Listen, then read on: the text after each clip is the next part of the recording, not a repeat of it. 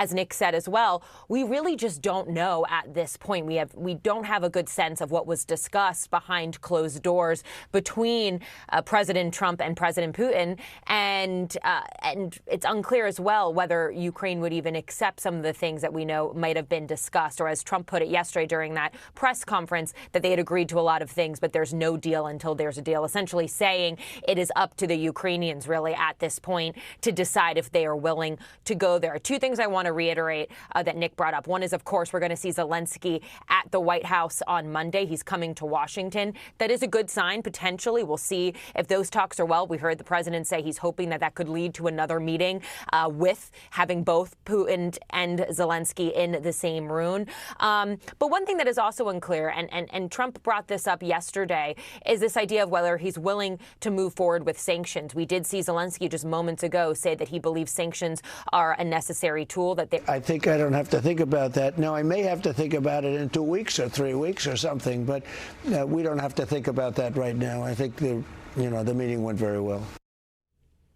So essentially, he's saying he's going to put sanctions off, the idea of these, economic consequences for Russia off by a few weeks as they continue to negotiate. And that has really been a key question of whether or not he would move forward with the pressure that he's now threatened on Russia repeatedly and then pulled back on those vows while waiting to see how Russia responded. So that's still a question as well. But one of the biggest things I think we are learning today is from what we saw the president share this morning, which is that after he had spoken with Zelenskyy and other European leaders on his way back from Alaska to Washington, is this idea that he is pushing for a fuller long-term peace agreement and kind of abandoning this idea of a ceasefire. I'd note that that's very different. It's a notable shift from where Trump's mindset was yesterday, just heading over to that summit in Anchorage. He had been telling reporters that he knew, and he was being told by his team, that a ceasefire was unlikely, but that he would be very unhappy if they did not reach one. And so we are now seeing that shift as well following that meeting yesterday with Vladimir Putin. All to say, we'll have to see where this goes. I think Monday is going to be a very, very important day for the future of these talks, Victor. Indeed, it will be. Elena Treen, thank you so much. Place in a context. Celeste, help me square this circle here. I'm going to play what President Trump had to say to Sean Hannity on Fox. This is after the meeting with President Putin. Watch this.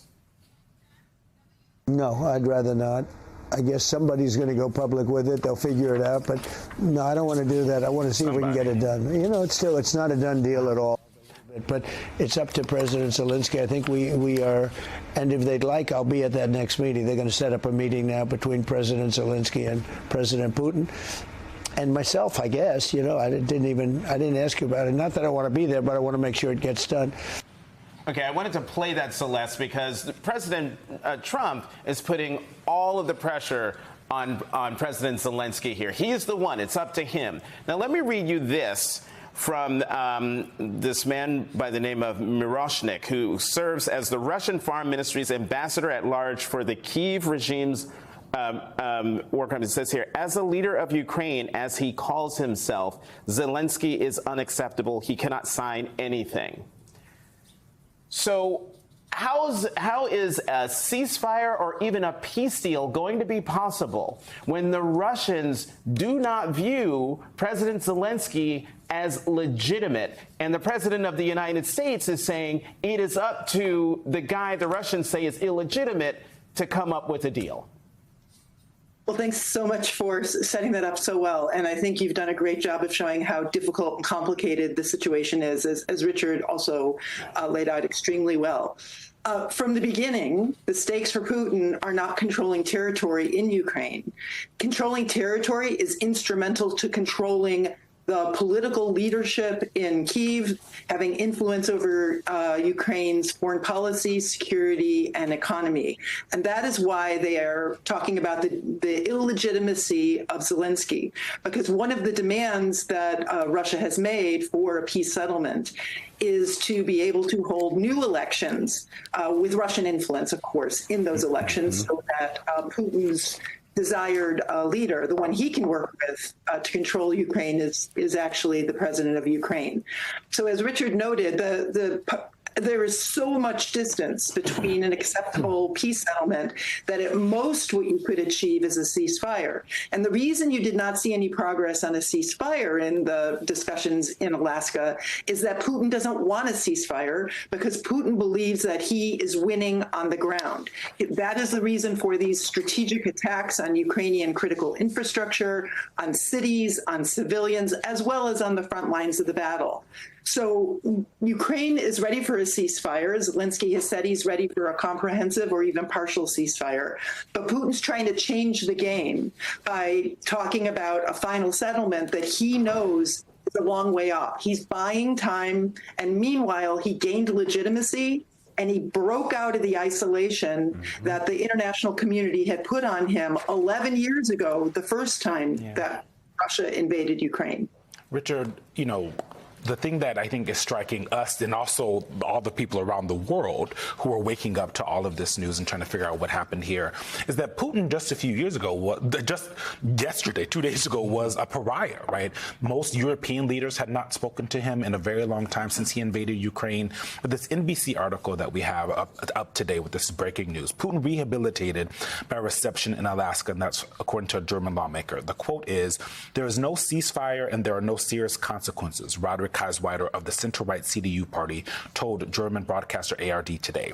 Instead, Kaiswider said the summit allowed Presidents Putin and Trump to appear on the world stage as equals and said Putin's red carpet reception of Putin was in blatant contradiction to the reception given to Zelenskyy at the White House. I assume that's Trump's red carpet reception of Putin there. He got a ride in the beast, which doesn't happen that often.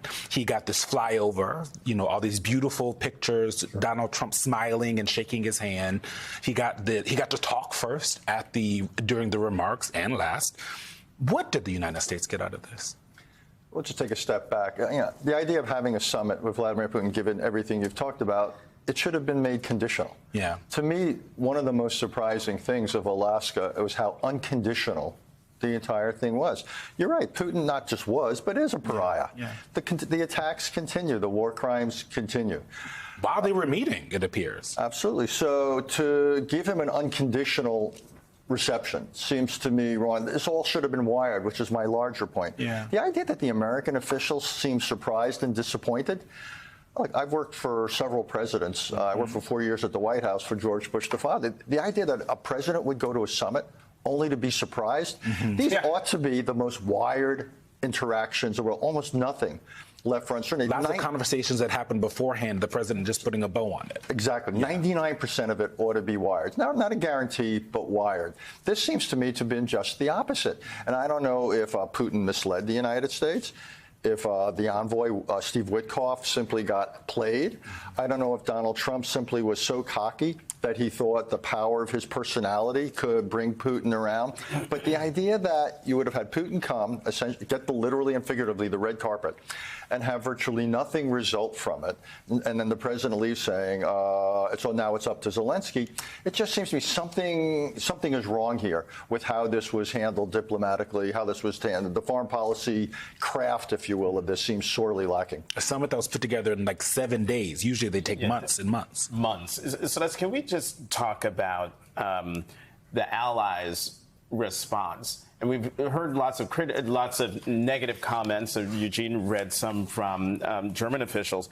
I want to put up this statement from UK Prime Minister Starmer on the meeting. It says, President Trump's efforts have brought us closer than ever before to ending Russia's illegal war in Ukraine. His leadership in pursuit of an end to the killing should be commended. While progress has been made, the next step must be further talks involving President Zelenskyy. The path to peace in Ukraine cannot be decided without him. We've already talked about the role of Zelenskyy, but I'm just wondering why.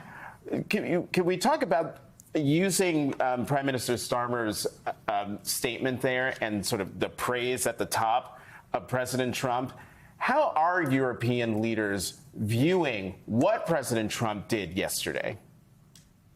So Europeans, I think, are breathing a sigh of relief. They don't, they're not happy that there were the optics that there was this breakout from isolation of Putin, but they were working in a very, very clear, coordinated way to prevent significant damage from the meeting.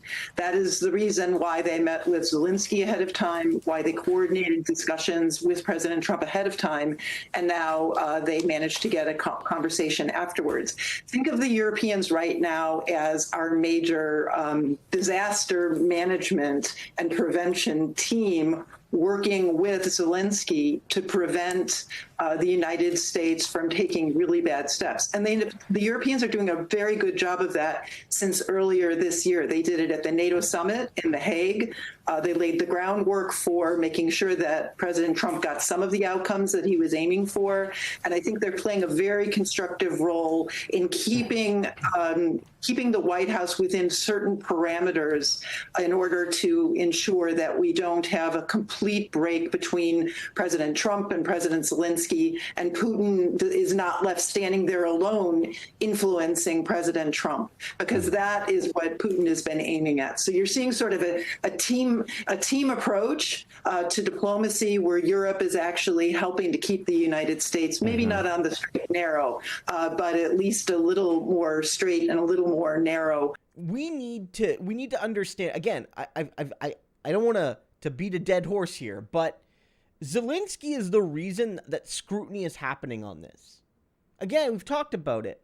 That meeting all the way back, I don't even know when it was. February? Was it February, guys? I'm not sure. February, March, early in the Trump presidency, where Zelenskyy, I think, knew that meeting was going to go badly because, Trump and Vance in particular, but also many Republicans in Congress, wanted to bend the knee to Russia.